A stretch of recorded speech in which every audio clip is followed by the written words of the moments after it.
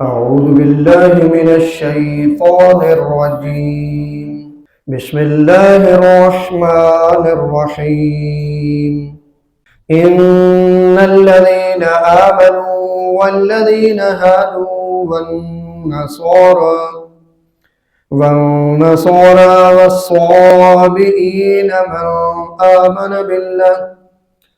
والصابئين من آمن بالله واليوم الآخر وعمل صالحا فلهم أجرهم عند ربهم ولا خوف عليهم ولا هم يحزنون. وإذ أخذنا ميثاقكم ورفعنا فوقكم الطور خذوا ما آتيناكم بقوة واذكروا ما فيه لعلكم تتقون. ثم توليتم من بعد ذلك فلولا فضل الله عليكم ورحمته لكنتم من الخاسرين. سورہ البقرہ آیت نمبر 62، 63 اور 64 آج ہم نے تلاوت کی ہے۔ خداوند متعال ارشاد فرما رہا ہے، بسم اللہ الرحمن الرحیم، ان الذین آمنوا والذین ہادوا والنصارى والصابئین من آمن باللہ والیوم الآخر وعمل صالحا فلهم اجرهم عند ربهم ولا خوف علیہم ولا هم يحزنون۔ کریم پروردگار ارشاد فرما رہا ہے، بے شک جو لوگ ایمان لا چکے ہیں اور جو لوگ یہودی ہوئے اور نصارہ اور صابئین میں سے جو کوئی اللہ اور روز آخرت پر ایمان لائے اور نیک عمل بجا لائے تو ان کے رب کے پاس ان کا اجر ہے اور انہیں نہ کوئی خوف ہوگا اور نہ وہ غمگین ہوں گے۔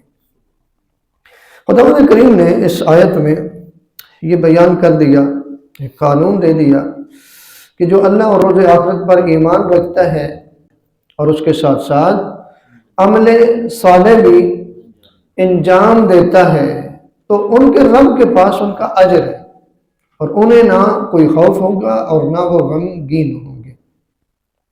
سب سے پہلے تو بات یہ ذہن میں رکھے، ہو سکتا ہے کہ بعض بندے یہ سمجھے کہ رسول اعظم صلی اللہ علیہ وآلہ وسلم کے دور میں بھی شاید ایسے ہی ہے کہ اگر کوئی اللہ کو مانتا ہے، روز آخرت پہ ایمان رکھتا ہے، چاہے وہ یہودی ہے، چاہے وہ نصرانی ہے یا صابئین جو کہ اپنے آپ کو حضرت یحییٰ نوح اور حضرت ابراہیم علیہ السلام کا پیروکار سمجھتے تھے، ان میں سے کوئی بھی ہو، بھی وہ اگر ہمارے نبی کے دور میں ہو، اگر اللہ اور روز آخرت پہ ایمان رکھتا ہے، عمل صالح انجام دیتا ہے تو یعنی وہ بخشا جائے گا، تو ایسا ہرگز نہیں ہے، کیونکہ قرآن نے واضح طور پر یہ بیان فرما دیا کہ اگر کوئی انسان اسلام کے علاوہ کسی اور دین کا انتخاب کرے گا تو اس سے وہ ہرگز قبول نہیں کیا جائے گا۔ یہ ایک بتایا جا رہا ہے کہ انہیں انبیاء کے دور میں اگر کوئی ہوا ہے اور ان کا صحیح پیروکار ہے اور ایمان اس کا اچھا ہے، خدا پر بھی ایمان ہے، روز آخرت پر بھی ایمان ہے اور ساتھ ساتھ عمل صالح انجام دیتا ہے، تو پھر اسے کسی قسم کا کوئی نہ خوف ہوگا، نہ کوئی حزن ہوگا، نہ کوئی غمگین ہوگا، یعنی مقصد یہ ہے کہ وہ بخشا جائے گا، خدا کے ہاں اس کا اجر موجود ہے۔ ایسا ہرگز نہیں ہے کہ بندہ یہودی ہو، جیسے آج کے دور میں بھی یہودی ہے، آج کے دور میں بھی نصرانی ہے، تو ایسا نہیں ہے، ٹھیک ہے، کیونکہ جس نبی کے دور میں اس نبی کو ماننا ضروری ہے، اس نبی کو نہیں مانیں گے تو پھر وہ دین قابل قبول ان کا نہیں ہے، ٹھیک ہے جی۔ اس میں واضح طور پر یہ بھی چیز بیان کر دی، کیونکہ یہودی اور نصرانیوں کے حوالے سے قرآن میں ایک اور جگہ پہ یہ بھی موجود ہے کہ وہ سمجھتے تھے کہ جنت جو ہے وہ تو صرف ہمارے لیے، جنت کس کے لیے جی؟ صرف اور صرف ہمارے لیے ہے، اور وہ کہہ رہے کہ دین ہمارا جو ہے وہ تمام ادیان سے بہتر ہے اور جنت بھی صرف ہمارے لیے۔ تو خداوند متعال نے اس میں واضح طور پر بتا دیا کہ ایسا ہرگز نہیں ہے. خدا پر اور روز آخرت پر ایمان ہے اور ساتھ عمل صالح ہے، ساتھ عمل صالح ہے، تو پھر اس کا اجر بھی ہے، اسے کوئی خوف بھی نہیں ہوگا، غمگین بھی نہیں ہوگا. اور جہاں پہ یہودیوں نے یہ کہا کہ جنت صرف ہمارے لیے، تو خداوند متعال نے آگے جا کے پڑھیں گے اسی پارے میں کہ خداوند متعال نے فرمایا کیا ان کے پاس کوئی ایسی دلیل موجود ہے، اور آگے بتایا بھی خداوند متعال نے بتایا جو پڑھیں گے کہ خداوند متعال فرماتے ہیں ہاں جس نے اپنے آپ کو اللہ کے حوالے کر دیا وہ بندہ ایسا ہے کہ اسے نہ کوئی خوف ہوگا نہ وہ غمگین ہوگا. یعنی مقصد یہی ہے کہ خدا سے تعلق رابطہ آپ کا مضبوط ہونا چاہیے. ہم اپنے دور میں بھی دیکھ لیں، صرف یہودی اور عیسائی سامعین کی بات نہیں کرتے، مسلمانوں کے گروہ ایسے نہیں ہیں، وہ یہی سمجھتے کہ جنت صرف ہمارے لیے. میں دوسروں کے لیے بات کرتا، اپنے میں آ جائے. اگر کوئی شیعہ مولانا یہ کہہ دے نا کہ محبت اہل بیت کا بھی فائدہ ہے، اگر کوئی شیعہ نہیں ہے تو وہ بھی بخشا جائے گا اگر اہل بیت سے بغض نہیں رکھتا تو لوگ کیا کہیں گے، یہ مولانا تو ایسے ہی مارتے ہیں. یہ بھی کوئی بات ہے؟ بھائی انسان سارے ایک جیسے نہیں ہیں، ہو سکتا ہے اس کے پاس کوئی ایسا ذریعہ نہ ہو کہ صحیح حق تک وہ پہنچ سکے، یعنی وقت کے امام کو پہچان سکے. محبت بھی اگر کرتا ہے تو ہمیشہ کے لیے جہنمی. خود پانچویں امام کے پاس بندہ آیا، آپ کی محبت کا مقام کیا ہے اور آپ کی محبت کا فائدہ کیا ہے؟ تو معصوم نے کیا کمال بات فرمائی، فرمایا اگر مقام پوچھنا چاہتا ہے تو پھر سن، حل الدین الا الحب، اگر دین سے ہماری محبت کو نکال دیا جائے تو دین میں کچھ رہتا نہیں ہے. اور فرمایا فائدہ پوچھنا چاہتے تو یاد رکھ اگر کوئی پتھر بھی ہم سے محبت کرے گا تو بروز محشر ہمارے ساتھ محشور ہوگا.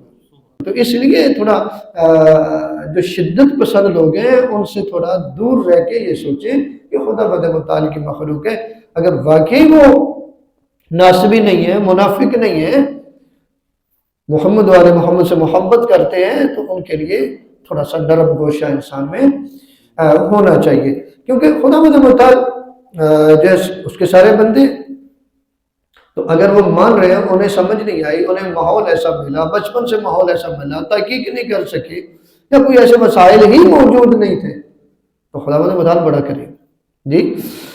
تو اس میں واضح طور پر یہ ایسے لوگوں کو بتا دیا کہ جو صرف اور صرف دعوے کرتے ہیں کہ ہم بخشے جائیں گے، یہ صرف دعوے سے کام چلنے والا نہیں ہے. خداوند کریم نے اس میں بتایا ہے کہ خدا پر ایمان، روز آخرت پر ایمان اور ساتھ ساتھ عمل صالح انجام دے گا.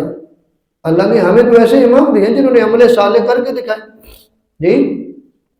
مثلا آج 25 رجب ہے، امام موسیٰ کاظم علیہ السلام زندگی کا جو بہت بڑا حصہ ہے جو قید خانے میں گزارا ہے. کوئی گلہ کیا اتنے عرصے میں؟ تنگ و تاریک قید خانے، مشکل ترین قید خانے، کیا کوئی گلہ کیا؟ خدا کا کوئی شکوہ کیا؟ بلکہ یہ جملے ملتے ہیں، خدایا موسیٰ کاظم تیرا کتنا شکر ادا کرے کہ تو نے مجھے تنہائی عطا کی کہ میں جی بھر کے تیری عبادت کرتا. ہمیں تو اللہ نے ایسے رابط دی. اور آج اگر ہم دیکھیں تو کثرت کے ساتھ ہمارے بھی لوگ کہتے ہیں کہ جی گانا، یہ سانگ، یہ تو روح کی غذا ہے. یہ کیا ہے؟ روح کی غذا ہے. اور یہی ہمارے ساتویں امام کو اتنے لمبے عرصے میں وہ جو قید میں رہے، ایک قید خانہ ایسا بھی ملا تھا جس قید خانے میں امام کے لیے آسانی تھی.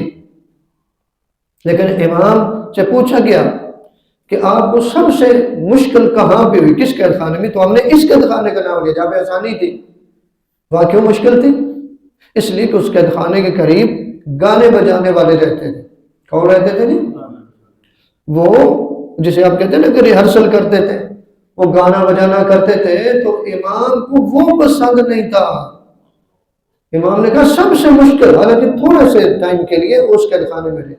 آج قصیدہ تو وہ گانے کی طرز پہ کہتے ہیں جی، ہمارے طرز کے ساتھ کیا ہے؟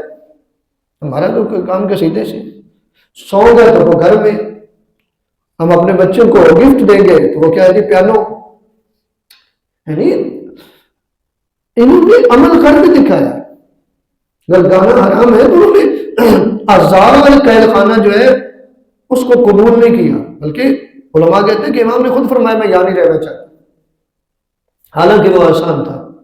آج ہمارے بچے جو گانے گاتے ہیں، اور بعض تو ماں باپ ہے وہ کہتے ہیں کہ میرے بچے کو بڑا آتا ہے، اس سے سنیے ذرا کیسا یہ گانا گاتا ہے۔ ائمہ اہل بیت علیہ السلام اتنے عظیم اگر اللہ نے راہبر دیے ہیں جس کا شکر نہیں ہم ادا کر سکتے، تو پھر ان کے پیروکار بننا ہے، ان کی اتباع کرنی ہے، جو وہ کہتے ہیں وہ کرنا ہے۔ اتنا مشکل قید خانے امام نے اگر قید گزاری ہے تو کس کے لیے؟ ہمارے لیے نا، دین اسلام کے لیے، ہم دیندار بن جائیں، لیکن انہوں نے گزار دی، بس انہوں نے گزار دی، پھر ہمارا ان سے کیا تعلق ہے؟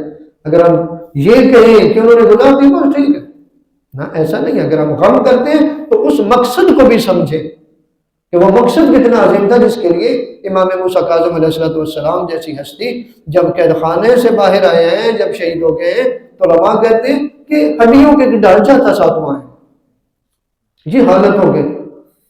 کس کے لیے برداشت کی؟ ہمارے لیے برداشت کی کہ ہمارا ایمان بھی اچھا ہو اور ہمارا عمل بھی اچھا ہو۔